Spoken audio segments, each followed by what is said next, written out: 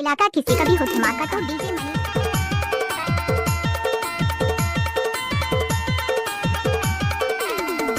पाया हाथ का खेल है।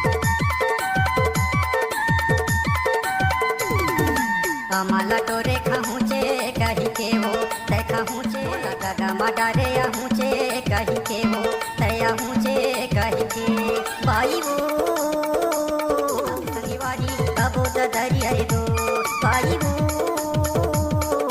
बीच ढोंगिरी माँ अब संगीवारी कबो दरी अरे दो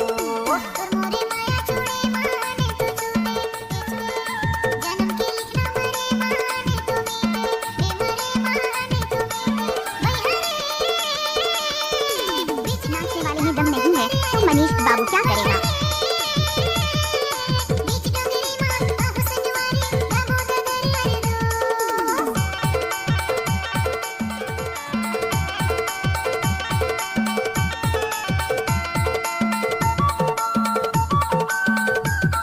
डीजे मनीष बाबू बतिया वाले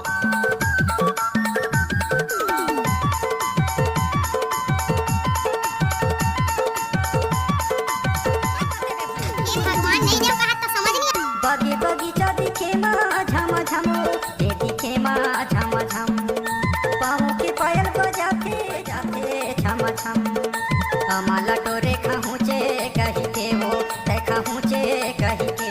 आहूँचे कही के हो तय आहूँचे कही के बाई वो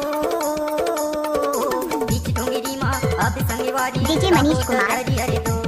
बाई वो बीच ढोंगिरी माँ अब संगीवारी कबो दरी अरे दो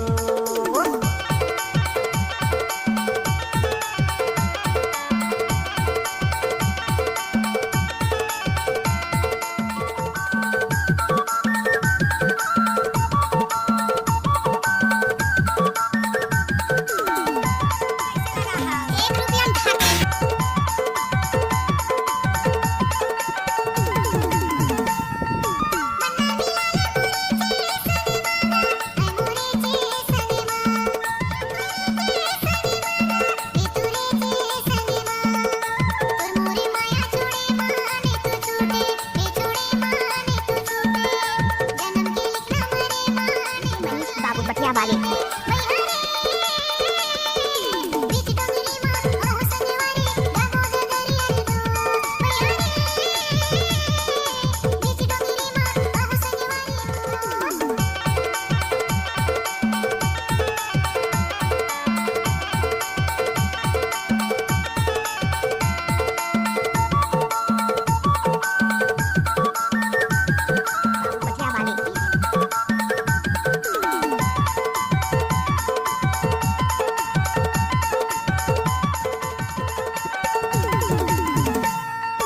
देखे पर तोला मोर नैना तरसे का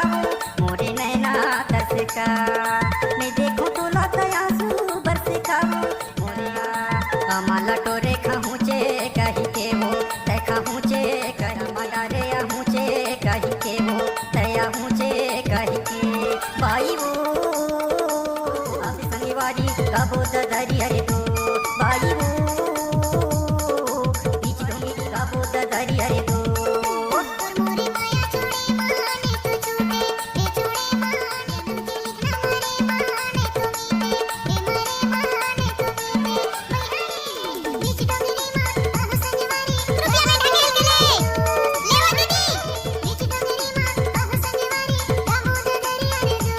बाई वो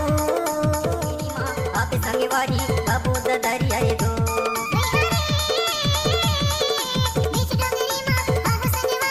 मनीष बाबू कबो दरी अरे दो कबो दरी अरे दो कबो दरी अरे दो कबो दरी अरे दो